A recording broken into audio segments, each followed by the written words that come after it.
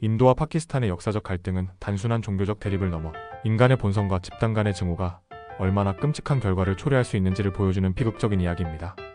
이 이야기는 우리가 서로를 존중하지 않을 때 어떤 일이 벌어질 수 있는지를 깊이 생각하게 만듭니다. 안녕하세요. 오늘은 인도와 파키스탄의 복잡한 역사에 대해 이야기해보려고 해요. 이 두 나라는 오랜 세월에 걸쳐 종교적, 문화적, 정치적 갈등을 겪어왔습니다. 그럼 이러한 이야기를 차근차근 풀어볼게요.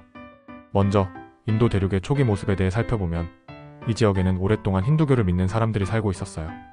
그들은 이 땅에서 깊은 문화와 전통을 형성했습니다. 하지만 8세기경 이슬람교도들이 이 지역에 들어오면서 두 종교가 공존하게 되었죠. 이 시기가 두 문화가 서로 영향을 주고받는 중요한 전환점이었습니다. 이후 19세기 후반 인도 대륙이 영국의 식민지가 되면서 상황은 복잡해졌습니다. 식민지 지배에 저항하기 위해 힌두교와 이슬람교도들은 함께 힘을 모았습니다.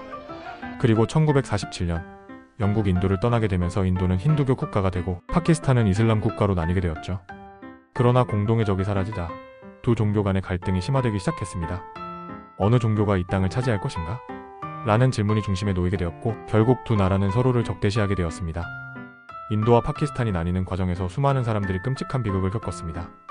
특히 힌두교도가 많은 델리에서는 무슬림이 공격당하고 서펀자브에서는 힌두교도가 무슬림을 공격하며 상호 학살이 일어났습니다. 이 과정에서 약 200만 명이 목숨을 잃었고 1400만 명이 종교에 따라 인도와 파키스탄으로 강제 이동해야 했습니다. 이들의 이동은 기차를 통해 이루어졌고 많은 사람들이 그 기차에서 목숨을 잃는 상황이 벌어졌습니다. 그렇게 도착한 기차는 지옥 열차라는 불명예스러운 이름을 얻게 되었죠.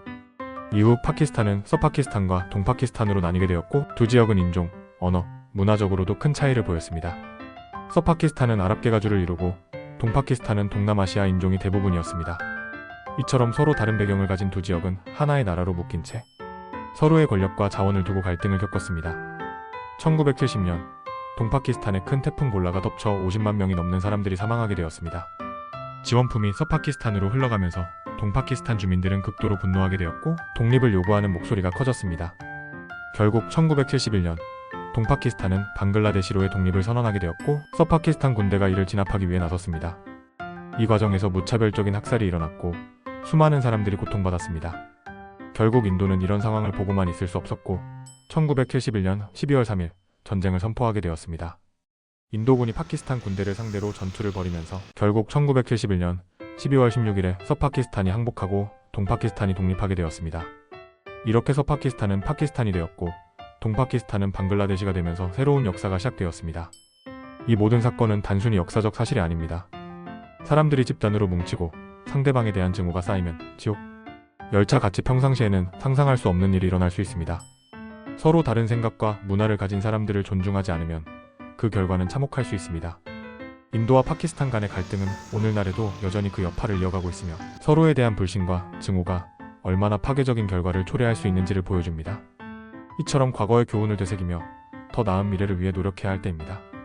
서로를 존중하는 태도가 얼마나 중요한지를 다시 한번 생각해 보아야 할 것 같습니다.